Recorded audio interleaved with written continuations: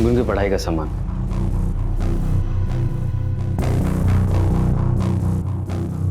गुनगुन बेटा, इधर आओ। आओ, ये लो।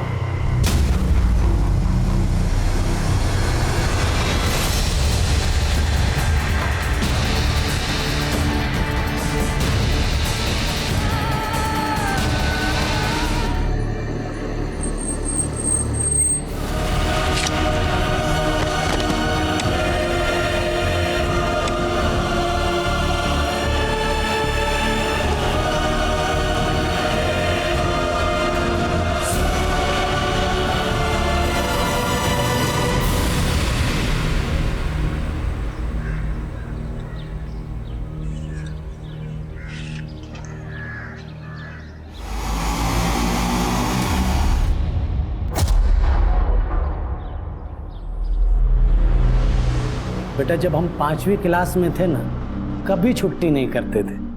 पर दादी तो कह रही थी कि आप 5th में फेल हो गए थे। अरे गणित में 1 नंबर से फेल हो गए थे, पर प्रिंसिपल सर हमको जानते थे, इसलिए हमको फेल नहीं किए। पर तुम तो हमसे ज्यादा समझदार बनना है कि नहीं? हाँ। और उसके लिए स्कूल की छुट्टी कभी नहीं करनी। जी साहब।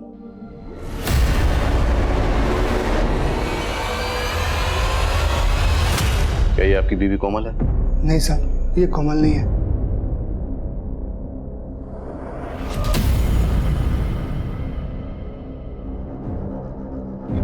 क्या ये आपकी बीवी सुमन है?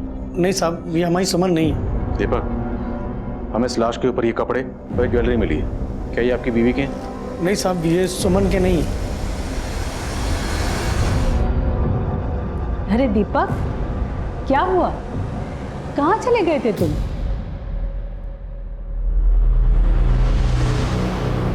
बेटे जाओ अंदर पढ़ाई करो। कुछ नहीं अम्मा, पुलिस बुलाई थी। सुमन का कुछ पता चला? अरे क्या पता चला, वही हमेशा की तरह एक नया लाश दिखा के टरका दिया। अम्मा हमको तो लगता है ना, ये पुलिस हमारी सुमन को ढंग से ढूंढ ही नहीं रही। बेटा तुम 7 साल से सुमन की आस लगाए बैठे हो, ये मिलना होता तो मिल जाती। हमको तो लग रहा है वो तुम्हें और अपने बेटे को छोड़ के भाग गई। कैसी बात कर रही हैं अम्मा आप? हाँ यही सच है। तुम्हें अब कन्हैया के बारे में सोचना पड़ेगा, उसके लिए दूसरी माँ ले आओ।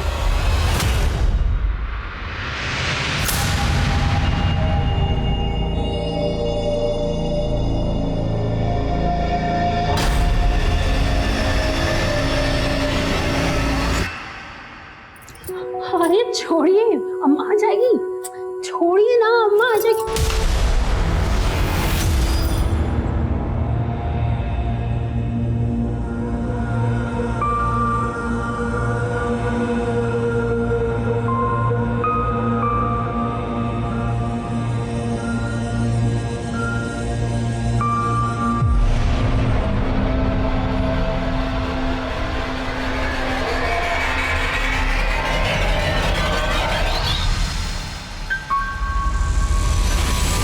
उठ गई तुम?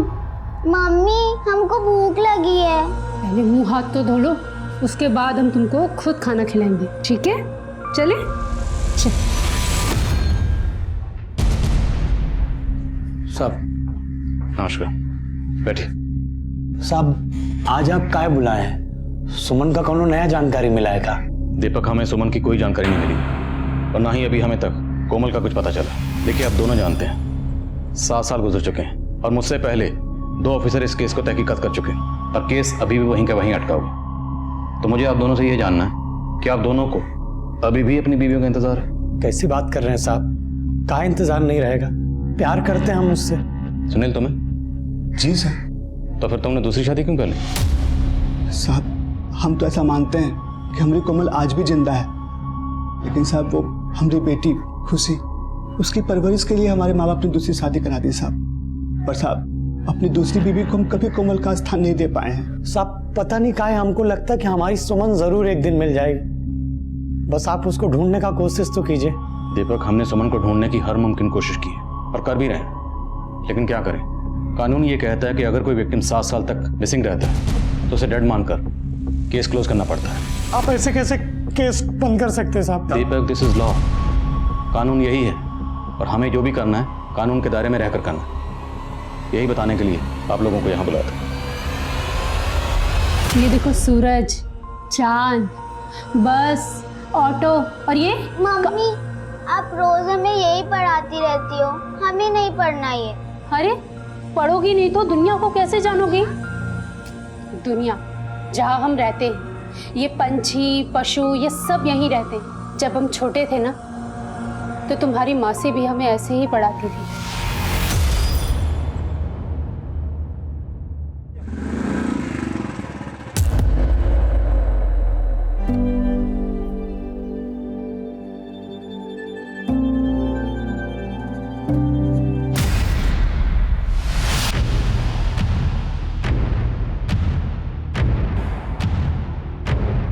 चल अंदर चल।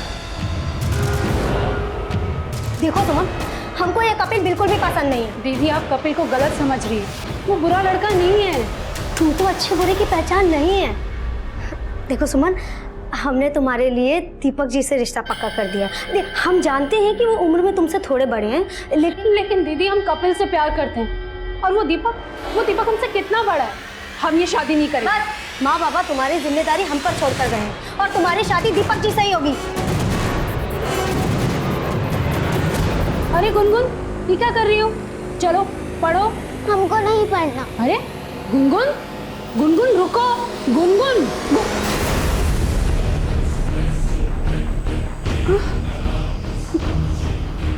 तुम आज फिर उस कोने में चली गई ना ताकि हम तुम्हें छू ना पाए। क्या हुआ मम्मा? पकड़ लिया। आप हमसे झूठ बोल रही थी ना हमें पकड़ने के लिए।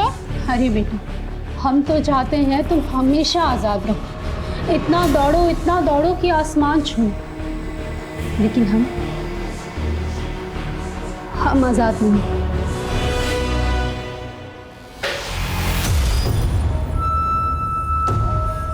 खड़ी हो तू। ये क्या नाटक मचा रखा है? अब चोरी करना भी सीख गई? शांति, ये क्या कर रही हो तुम? अरे एक लड्डू ही तो ले रही थी और तुम जो है। ये लड़की सारा दिन घर फैलाए रखती है। तुमने क्या हमें इसकी नौकरानी समझ रखा है? अरे हम तो तुमको इसका माँ बना के यहाँ लाए थे, लेकिन तुम जो है हम लोग का जिंदगी को नरक बना के रखती हो। नरक तो तुमने हमारी जिंदगी को बना दिया है। शादी हमसे की और तलाश अब भी अपनी पहली बीवी को कर रहे हैं। भाड़ में जाओ तुम, हमारी जिंदगी नरक बना दी है तुमने।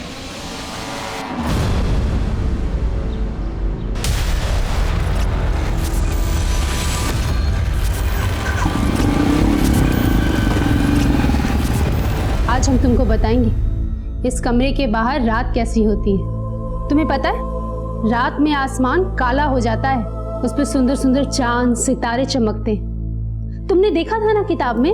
हाँ, चांद और तारे बहुत सुंदर होते हैं।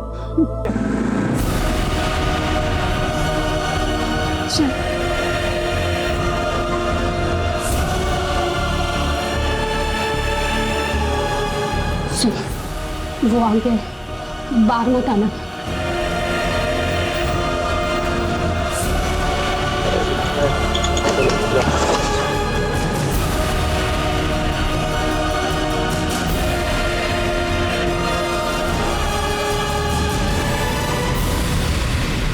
दादी, पापा तो कह रहे थे कि माँ जल्दी आ जाएगी।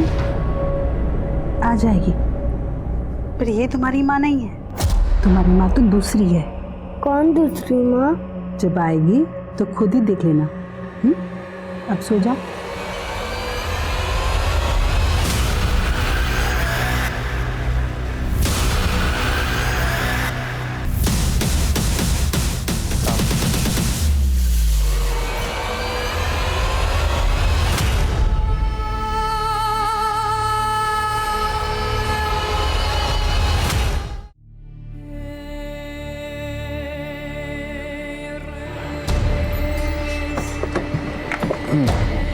ये ठीक, मैं करता हूँ फोन। नमस्ते साहब। नमस्ते। हाँ दीपक, साहब ये आपके लिए ठीक है। 20,000 रुपया है साहब। बाकी का पैसा हम आपको अपनी जमीन बेचकर और दे देंगे। और आप ये केस मत बंद कीजिए साहब। अगर मुझे तुम्हारी भावनाओं की कदर नहीं होती तो तुम्हें पता है ये रिश्वत देने के जुर्म में मैं तुम्हें अभी अंदर कर सकता था। देखो, तुम्हारी बीवी हो या कोई भी, अगर कोई नागरिक मिसिंग है तो उसे ढूंढना हमारी ड्यूटी है, और हमने अपनी ड्यूटी पूरी ईमानदारी से की। अब अगर हम ये केस क्लोज कर रहे हैं तो कानून की वजह से। इतने ईमानदार हैं तो आप काहे नहीं ढूंढते हमारी सुमन को? सुनील अपनी कोमल को भूल के दूसरी शादी कर सकता है साहब, लेकिन हम अपनी सुमन को नहीं भूल पाएंगे साहब, नहीं भूल पाएंगे। हाथ जोड़ दे आपसे, आप ये केस मत कीजिए साहब। बस हमको नहीं खाना। अरे अभी तुमने आधा रोटी भी नहीं खत्म किया। खाओगे नहीं तो अपनी मौसी की तरह स्ट्रांग कैसे बनोगी? और तुम ही तो हम दोनों को आज़ाद करोगी यहाँ से। मैं स्ट्रांग बन जाऊंगी और ये जंजीर भी तोड़ दूंगी। हम जानते हैं ये जंजीर तोड़ना तुम्हारे लिए मुश्किल है, लेकिन आपको वो बेड़ियाँ तोड़नी होंगी जिसने हम जैसी औरतों को बांध दिया है। हम जानते हैं ये बातें तुम्हारे लिए बहुत बड़ी हैं, लेकिन हम तुम्हें तुम्हारी मौसी की तरह बनाना चाहते हैं। तुम्हें पता है, तुम्हारी मौसी 24 साल की उम्र में गांव की सरपंच थी। बहुत रुबाब था उनका। चल कभी नहीं इधर खड़े। छोड़ इसको, खबरदार जो औरत पे ये मर्दान की दिखाई तो। अरे पंचायत में बैठा तुम्हारा, यहाँ पे घर है हमारा ये, और हमारे होते हुए किसी और मर्द के साथ तुम। चूड़ियां नहीं पहनी हमने तुम्हारे मर्द की तरह।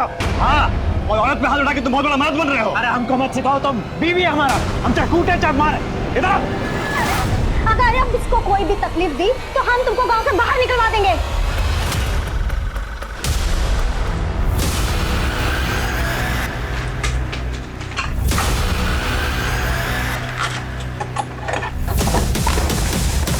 ये लो गुनगुन की पढ़ाई का सामान।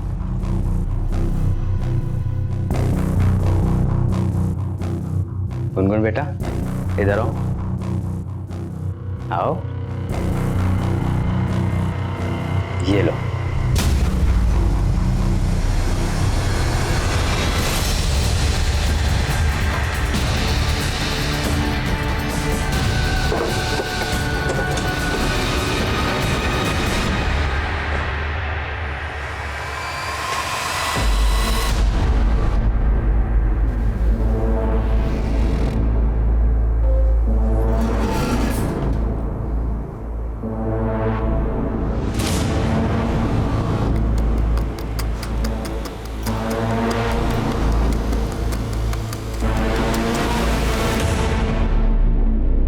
दीपक, इस केस को रीओपन करवाने के लिए कहीं तुम हमसे झूठ तो नहीं बोले? नहीं साहब, हमारे मोहल्ले के लड़के ने सुमन को देखा था। 40। अरे दीपक भैया, एक बात बताना था आपको। हम बताओ। कल हम लोग दोनों लखनऊ गए थे, वहाँ सुमन भाभी को देखा हमने अमीनाबाद बाजार में। बताना। हाँ भैया, वो एक आदमी के साथ थी, बाजार से खरीदारी कर रही थी। अरे क्या बात कर रहे हो भैया? अरे सच बता रहे हैं भैया, हम भाभी से बात करने का बहुत कोशिश किए, लेकिन वो हमको अवॉइड कर दी। हमको तो लग रहा है वो आजकल अमीनाबाद में अपना घर बना लिए। कौन है वो लड़के?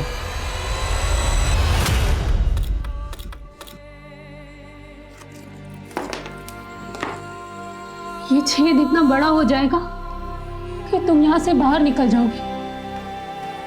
तुम जाओगी ना बाहर? पर मम्मी, हम बाहर चले गए तो आप यहाँ अकेली रह जाएंगी। तुम बाहर जाओगी तभी तो हमें बाहर निकालोगी। तुम डरना नहीं, यहाँ से तुम सीधा हमारे पति के पास जाना, वहाँ तुम्हारा भैया होगा। कन्हैया भैया ना? हाँ।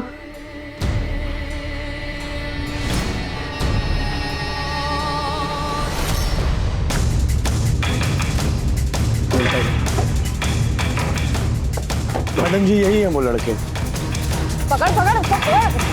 मैडम गलती हो गया हमसे। हम दीपक भाई से मजाक में बोल रहे थे कि सुमन भाभी को हमने देखा है, तो हवा में खाली बात किए थे उनसे। हवा खिलाती हूँ।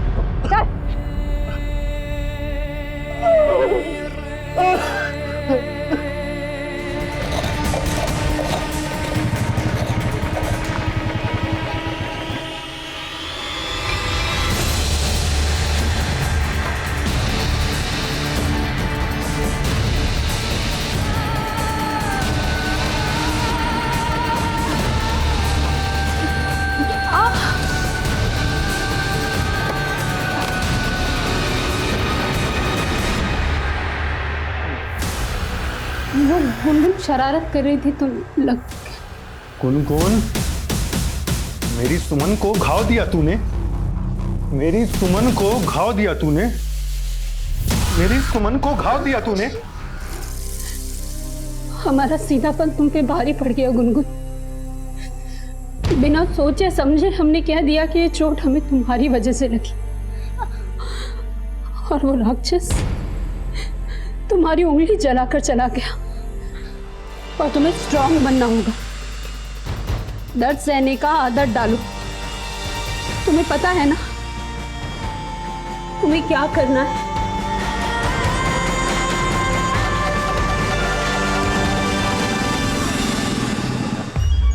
प्रणाम सुनील भैया। खुशी बेटा कैसी हो? हे, दूर होके बात करो। काहे नाराज हो रहे हैं भैया? अरे हम तो बस ये जानना चाह रहे हैं कि वो कोमल दीदी और सुमन वाला केस पुलिस वाले बंद कर दिए हैं का? तुमको क्या करना है सर रामायण जान के? तुमको कितना बार बोले हमरा मुंह मत लगा करो। चल खुशी।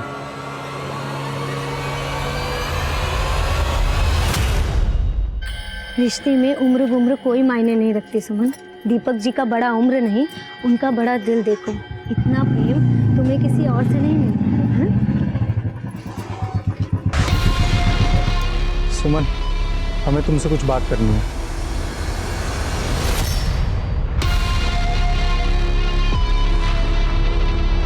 हम सुने हैं तुम दीपक को ये बोले थे कि कोमल की बहन सुमन को तुमने लखनऊ में देखा था। वो सरपंच जी, हम तो पुलिस से बच गए हो, हमसे ना बचोगे। बोलो, लखनऊ में किसके साथ देखा था सुमन को?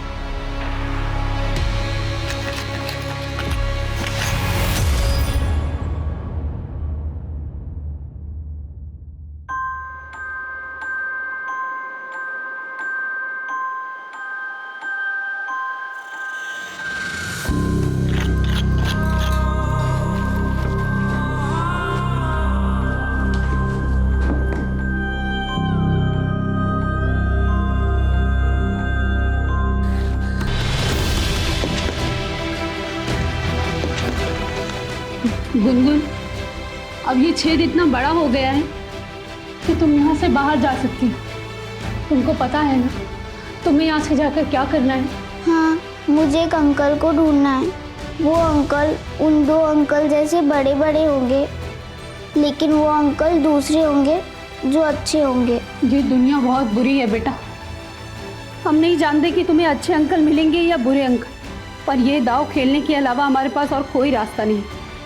हम डरते हैं कि हम तुम्हें कहीं खो ना दें, पर तुम्हारी अभागी माँ तुम्हें इस आज़ादी के अलावा और कुछ नहीं दे सकती।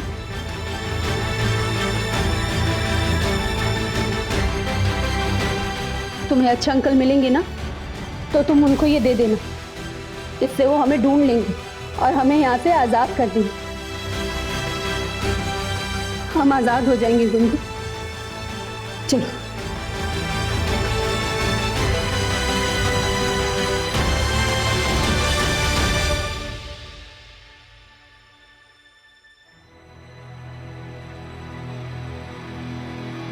मम्मी, हमको वापस आना है। तुमको जाना होगा बेटा, तभी तो तुम हमको आजाद कराओगी। जाओ।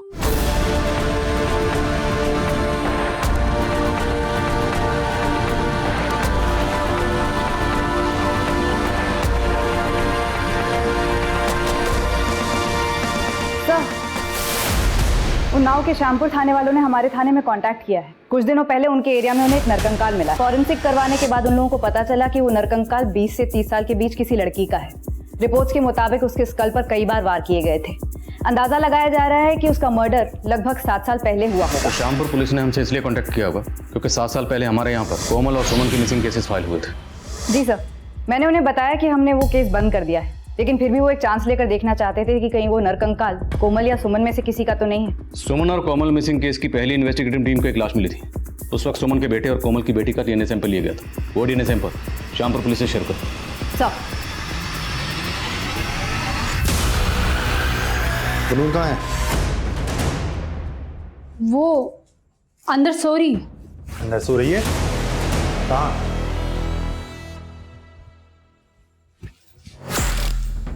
अरे यहाँ तो नहीं है। अरे बोलना, कहाँ है गुनगुन?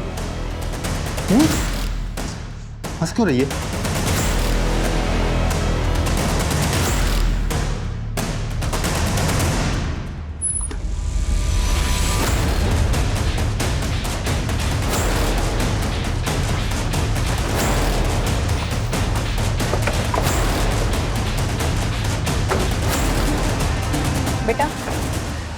तुम्हारे पापा कहाँ हैं? जी जी मैडम। सुनील कहाँ हैं? वो तो काम पर गए हैं। क्या बात है? हमें कोमल के बारे में इंफॉर्मेशन मिली है। बेटा आप अंदर जाओ।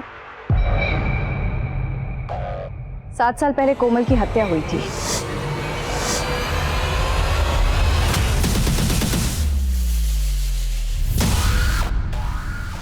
आपका केस बंद कर देने के बाद भी हमारे मन में ख्याल आता था कि हमको कोमल सही सलामत मिल जाएगी, लेकिन अब तो हमारा आज से खत्म हो गया साहब। तो कहा हमारी सुमन भी, आप उसके बारे में काहे कुछ नहीं बोल रहे हैं? दीपक, अभी हम पुख्ता तौर पर कुछ नहीं कह सकते। हम खुद ये सोच रहे हैं कि अगर कोमल का कत्ल हुआ तो फिर 7 साल से सुमन कहाँ गायब है?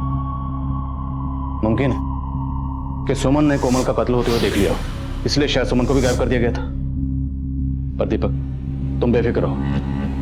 अब हमने केस रीओपन कर दिया, हम सुमन का पता लगा के रहेंगे।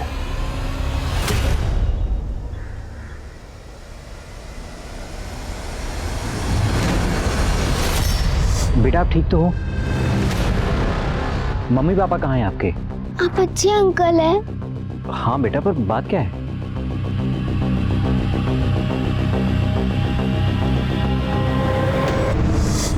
ये दीपक कुमार जी यहीं रहते हैं? जी बताइए। हाँ मैं। आप इस बच्ची को जानते हैं? नहीं। काहे? नहीं, वो दरअसल ये बच्ची मुझे रास्ते में मिली थी और इसके गले पर ये चिट लटका हुआ था। इस चिट के ऊपर आपका नाम और एड्रेस था। इस बच्ची ने कहा कि आपके पास जाना है तो मैं इसे आपके पास लेकर आ गया। कौन हो बेटा तुम? बोलो, डरो नहीं। अरे पर्ची तुमको कौन दिया?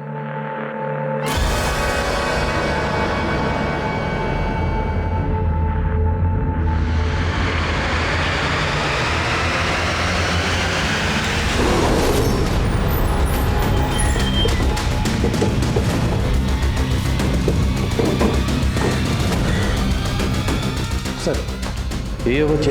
हाँ साहब, यही है वो बच्ची। हम कोई पर्ची दी, हम पूछ रहे हैं कि तुमको किसने दिया, तो बार बार सुमन की फोटो की तरफ इशारा करती है, कुछ बताती ही नहीं।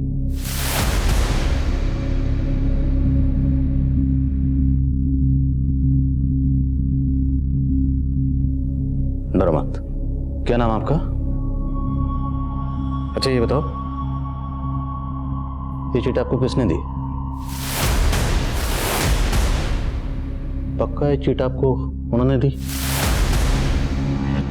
सर ये लड़की हमें बाराबंकी में मिली। हर तरह से बहुत अजीब थी। क्या अजीब था? चिट देने से पहले उसने मुझसे पूछा कि आप अच्छे अंकल हैं? मैंने कहा हाँ। तब उसने एकदम से चिट निकालकर मुझे दे दी।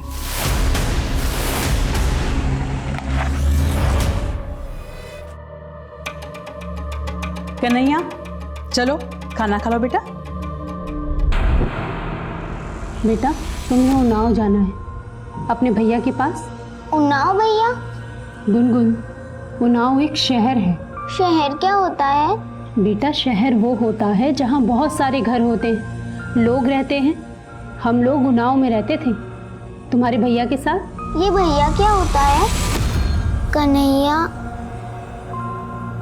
भैया। तुम कन्हैया का नाम कैसे जानती हो? मम्मी ने बताया था। कन्हैया भैया होता है, हमारा भैया।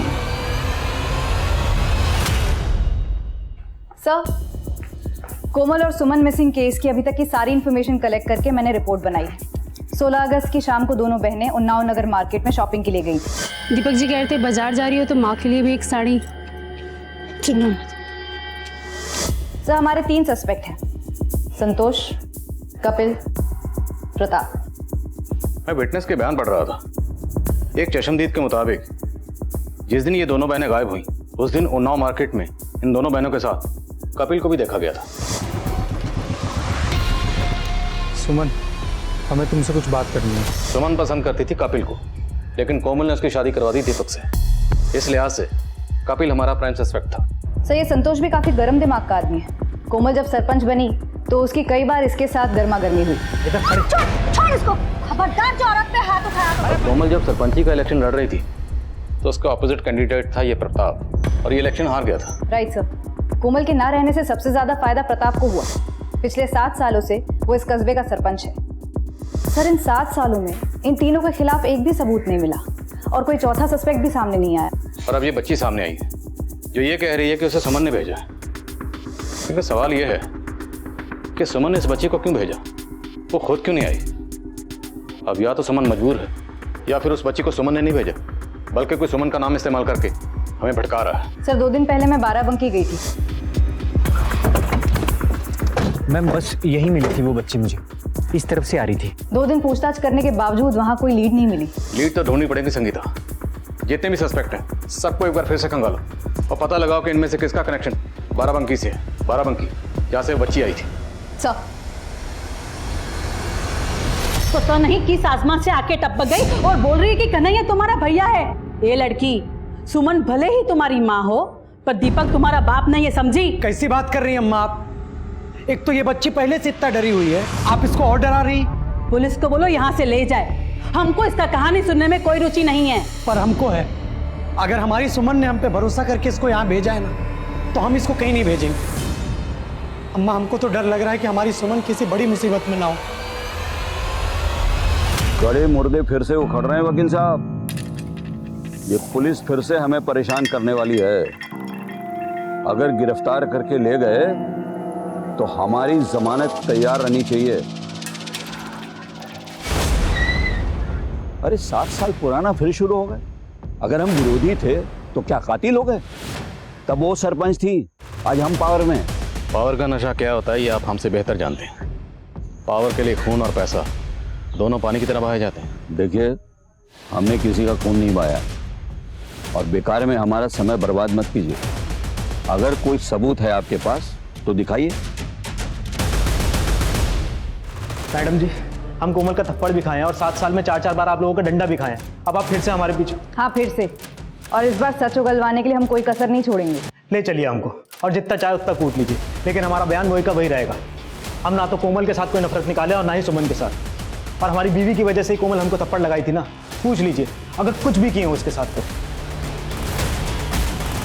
सर 7 साल पहले हम सिर्फ 20 के थे सर। इन्फेक्चुएशन को हम प्यार समझ लिए थे। और सर सच बोल रहे हैं, जब सुमन की शादी हुई थी ना सर, तो बहुत रोए थे हम, बहुत दारू पी थी। लेकिन उसको उनसे दुश्मनी निकालने के लिए हमने कुछ किया नहीं, ना ही सुमन से, ना ही कोमल दीदी से। और यही बात हम पिछले 7 साल से बता रहे हैं सर। 7 साल पहले जिस वक्त जिस जगह से कोमल और सुमन गायब हुए, उस वक्त उनके साथ तुम्हें देखा गया था। हम बताए तो सही, हम तब आखिरी बार मिलने गए थे सुमन से। हमने तुमको मना किया था ना इससे बात करने को। दीदी आप जैसा समझ रही है ना वैसा नहीं है। हम दिल्ली जा रहे हैं नौकरी के लिए। एक आखिरी बार सुमन से मिलने आए थे। सुमन देखो, अगर हमसे कुछ भी गलती हुई हो ना तो हमको माफ़ कर देना, बस यही बात कहने आए थे। तुम जितने सीधे और भोले दिख रहे हो उतने सीधे और भोले हो नहीं। 7 साल से एक ही डायलॉग मार रहे हो। सर हम डायलॉग नहीं मार रहे हैं सर, जो बात है वही बता रहे हैं, सच बता रहे हैं। सर संतोष, कपिल और प्रताप, इन तीनों का बाराबंकी या उस बच्ची से कोई कनेक्शन नहीं मिल रहा है। लेकिन इसका ये मतलब कतई नहीं कि इन तीनों का कोमल और सुमन का गायब होने या उनके कत्ल से भी कोई कनेक्शन नहीं है। कपिल के बयान के मुताबिक उसने कोमल और सुमन को आखिरी बार उन्नाव नगर मार्केट में मेन रोड की तरफ जाते हुए देखा था। उसके बाद से इन दोनों को किसी ने नहीं देखा। लेकिन कोमल की लाश मिली यहाँ से 25 किलोमीटर दूर शामपुर रोड पर। तो मतलब 7 साल पहले क्राइम सीन इसी एरिया के आसपास कहीं है। और बाराबंकी का जो कनेक्शन हम प्रेजेंट सिनेरियो में ढूंढ रहे हैं, हो सकता है वो कनेक्शन आज का नहीं बल्कि 7 साल पुराना हो। क्या करें, शामपुर और यहाँ का डम डाटा निकलो। सर आप 7 साल पुराना डम डेटा निकालने की बात कर रहे हैं? हमारे पास और कोई चारा भी नहीं। Let's do it. और मैं उस बच्ची से एक बार फिर से मिलता हूँ, शायद इस बार कोई लीड मिले। सर इस केस की नियति इसी जज्बे पर टिकी थी कि कुछ ऐसा किया जाए जो नामुमकिन को मुमकिन कर सके। और सुमन ने जिस तरह से गुनगुन को आज़ाद किया था, वो भी एक नामुमकिन काम को मुमकिन करने जैसा जज्बा था। लेकिन सवाल ये था कि क्या सुमन का ये जज्बा पुलिस के लिए कोई राह खोज पाएगा? अच्छा बच्चा, आपने उन वाले अंकल से क्या पूछा था कि अंकल आप अच्छे अंकल हो ना? उसके बाद आपने उनको वो चिट दी थी, है ना? तो आप मुझे भी अच्छे अंकल समझ लो। आप मुझ पे भरोसा करोगे? अगर आप अच्छे अंकल हैं तो आपने मुझे चॉकलेट क्यों दी थी? तो क्या कोई बुरे अंकल भी हैं जिन्होंने आपको चॉकलेट दी थी? ये लो।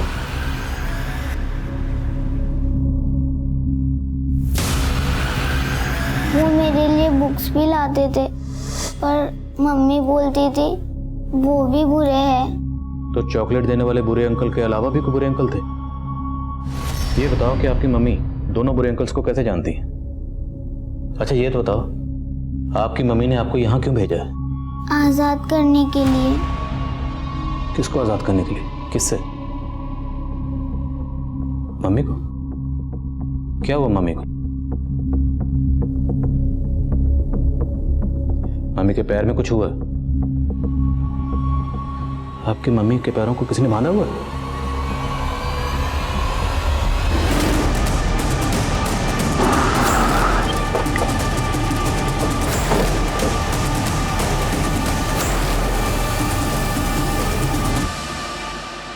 बच्चा, ये वही जगह है जहाँ पे आपको वो अच्छे वाले अंकल मिले थे। आपने उनको चिट दी थी, फिर वो आपको लेके गए थे आपके मम्मी के गांव। अब ये बताओ, आप इस जगह पर आए कैसे थे?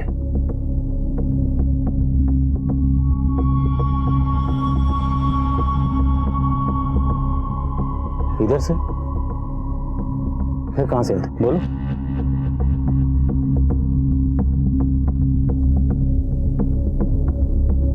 अच्छा एक काम करते हैं, हम इस रास्ते पे चलते हैं। अगर आपको कुछ भी याद आए या कोई ऐसी जगह लगे जहाँ पे आपकी मम्मी हो सकती है तो आप हमें बताओगे?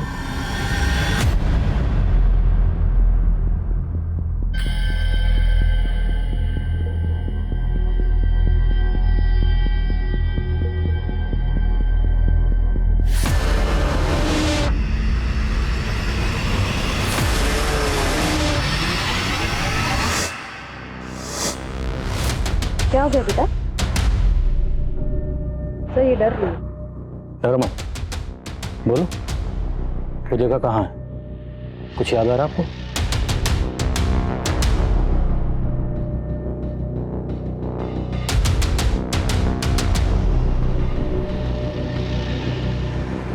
विशाल, पता लगाओ ये घर किसका है? सर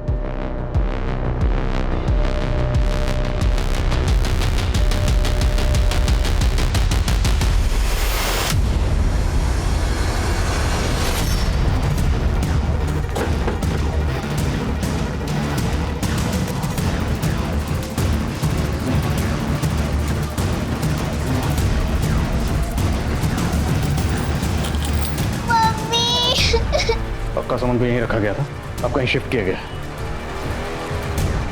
सर आसपास के लोगों ने बताया कि ये घर हमेशा बंद रहता है। इसका मालिक कौन है, यहाँ पे कौन रहता है, किसी को कुछ नहीं पता।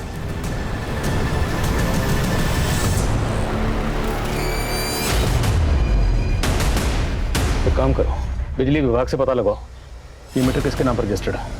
सर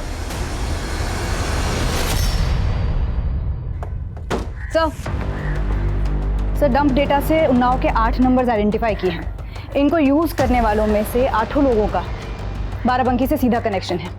इन्वेस्टिगेट किया तो पता चला इनमें से एक ऐसा है जो 7 साल से रेगुलरली 3 दिन में एक बार बाराबंकी जाता है, लेकिन पिछले 14 दिनों में वो सिर्फ 2 बार बाराबंकी गया है। और 14 दिन पहले ही गुनगुन दीपक के घर आई थी। है कौन है? मोहन सिंह, यहीं उन्नाव में रहता है। सर घर जाएं इसके? अगर डायरेक्टली उसके घर गए तो अलर्ट हो जाएगा, उसका फोन सर्विलेंस पे डालो। सर वो घर भरत सिंह के नाम रजिस्टर्ड है। बिजली विभाग से उसका नंबर मिला है। भरत का फोन अब भी बाराबंकी में एक्टिव है। तुरंत उसके फोन की लोकेशन ट्रैक करो। सर इसका सरनेम भी सिंह है, कहीं ये भरत सिंह और मोहन सिंह रिलेटेड तो नहीं है?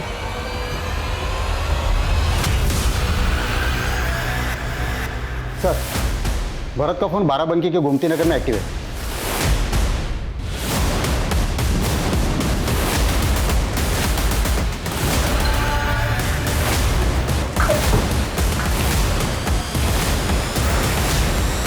जल्दी हॉस्पिटल लेके जाओ। छोटी बहन को कैद करके उसके साथ जानवरों से भी बदतर बर्ताव कर रहे थे।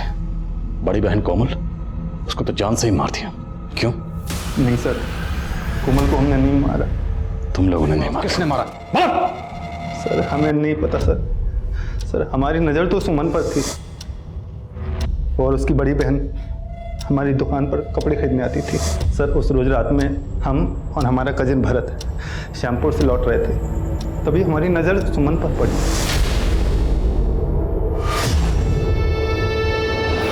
हमारा दीदी का जान खतरे में, वो हमें भी मार देगा। कौन मार देगा? हमारी मदद करिए। आइए आइए, हाँ, हमारी बहन गाड़ी से चलते हैं ना। आइए आइए, आप आइए। हमें इधर नहीं, हमें उधर जाना है। हमारी दीदी वहाँ है। ये लड़की चुप, मोहन इसका मुंह दबा। सर, बाराबंकी में मोहन का पुराना घर है, हम सुमन को वहीं लेकर गए। सुमन हमको इतनी पसंद थी कि हम हमेशा उसको अपने पास ही रखना चाहते थे। इसलिए सर हमने कमरे में उसको जंजीर से बांध के रख दिया था, और सर कपड़े खाने पीने का इंतज़ाम भी वहीं कर दिया था। फिर सर जब हमारा मन होता हम उसके पास चले जाते थे। वो बच्ची? वो प्रेग्नेंट हो गई थी। सर ये लोग तो कह रहे हैं कि इन्होंने कोमल को नहीं मारा है, तो फिर किसने? हमें सुमन से बात करनी होगी। हॉस्पिटल में पता करो सुमन की हालत अब कैसी है। सर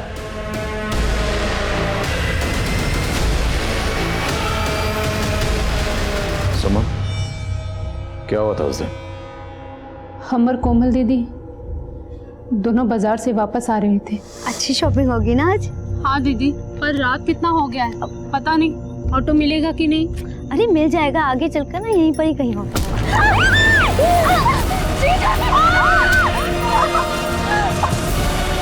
कोमल को सुनील ने मारा था? पिछले 7 साल से तो ढोंग कर रहा था, सबको बेवकूफ बना रहा था, जबकि तूने ही अपनी पत्नी कोमल मारे थे उसको। ऐसी भी क्या नफरत थी जो तुमने कोमल को जान से ही मार दिया? साहब वो औरत होके सरपंच बन गई। हमको शर्म आता था कि हम एक छोटा सा नौकरी करते हैं और हमारा बीवी इतना बड़ा पद पे, साला सब उसका इज्जत करता था और हमको कोई नहीं पूछता था साहब। हम रोज तिल कर मरते थे। इसलिए हम सोचे कि अगर हम उसको मार देंगे तो हमको लोगों का हमदर्दी मिल जाएगा और अगला बार हम सरपंच बन जाएंगे। बन गया तू सरपंच? तुमने अपनी बीवी कोमल को महज इसलिए मार दिया क्योंकि तू सरपंच बनना चाहता था। तो कभी सरपंच नहीं बन सकता था। तेरी जैसी सोच है ना, तो कभी बन ही नहीं सकता था। खा लो धड़स के। दीपक जी, हम बस गुनगुन को लेने आए। इतने सालों से सुमन हम तुमको देखने के लिए तरस गए, तुम जाने की बात कर रही? पर हम आपके लायक नहीं रहे। ऐसा काहे कह रही हो तुम? गुनगुन आपकी बेटी नहीं है दीपक जी। पर अब है। आपस में कितना घुल मिल गए हैं दोनों।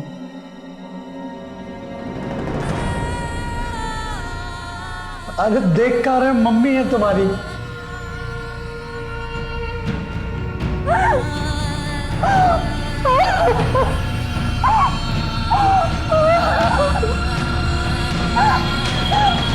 Oh